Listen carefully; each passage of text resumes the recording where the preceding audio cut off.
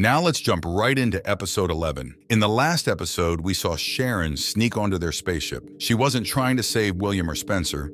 We know William is really smart, but not trustworthy because he always wants to be in charge. Spencer seems to have bad luck. Even when he tries to do good things, they turn out badly. I don't think Spencer is as bad as he seems. Sharon's main goal was to rescue Angus. Once she frees him, they plan to head to Planet Rose. It sounds simple, but Sharon is now on the enemy's ship. She stayed in touch with her crew, especially Felix, who gave her instructions. Before saving Angus, Sharon needed to disable a weapon so they couldn't attack Ark 1. Felix told her where to find it. The problem was Sharon couldn't hide, as the enemy's crew was on the ship. So she boldly wore their uniform and acted like one of them. Surprisingly, no one recognized her amidst the chaos. As Sharon made her way to the weapon room, she couldn't shake off the concern of being discovered amidst the throngs of people on the enemy spaceship. However, her unique status as a clone endowed her with a remarkable ability to make swift decisions, often with impeccable accuracy. Without hesitation, she swiftly incapacitated 2 guards, ensuring her path remained clear. Utilizing their assistance, she stealthily entered the weapon room,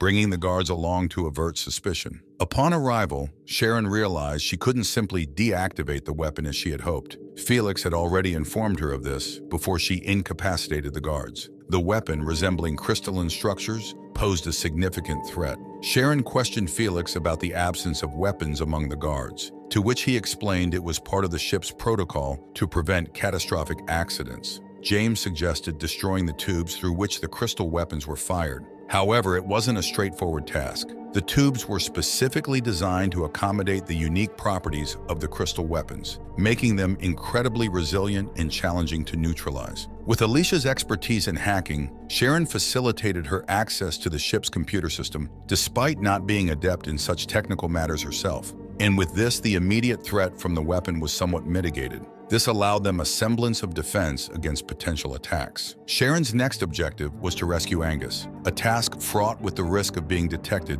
by numerous individuals. To evade unwanted attention, she sought refuge in the lab, where she subdued a surprise scientist. To her astonishment, Sharon discovered that the experiments conducted in the lab involved spiders exclusively.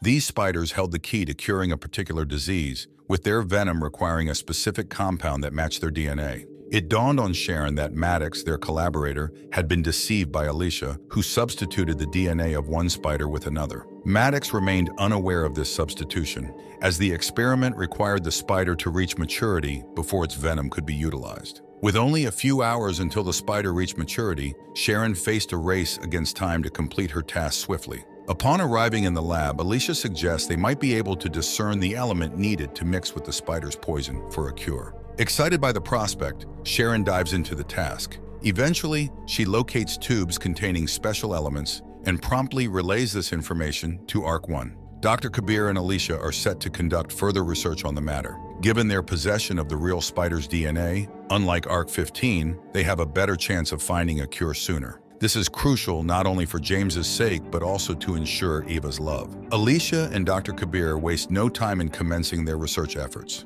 On Ark 15, Angus remains confined in his room.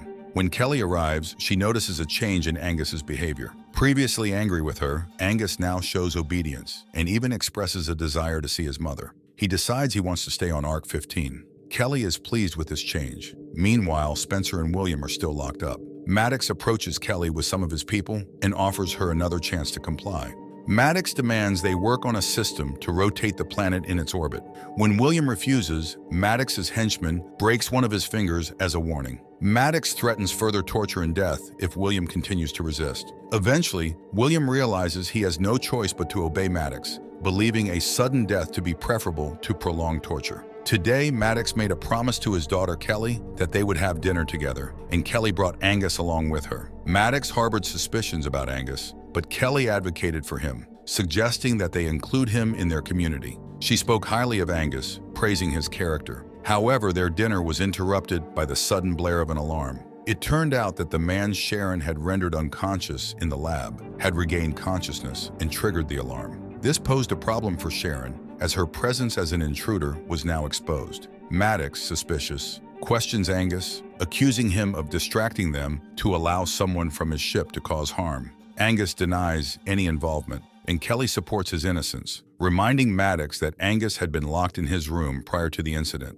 As Maddox heads towards the bridge, she suddenly collapses unconscious. Angus rushes to her aid, and together with Kelly, they transport Maddox to the medbay. When Maddox regains consciousness, her immediate concern is the intruder. However, the doctor reassures her that security is actively searching, alleviating her worries. Kelly and Angus remain by Maddox's side, and the doctor informs Maddox that Angus saved her life. Despite not knowing the details, Maddox learns from the doctor that she is in the final stage of her illness, with little time left. Kelly is devastated by this revelation and questions why she was never informed. Maddox brushes off the question, stating it doesn't matter. It becomes evident that Maddox had been desperate to obtain spider DNA to combat her disease, as it was her only hope for survival. However, with time running out, her chances of survival are dwindling, and the reality of her mortality sinks in. Despite being in a tough spot, Sharon manages to reach the security area and coerces the guard to open the gate.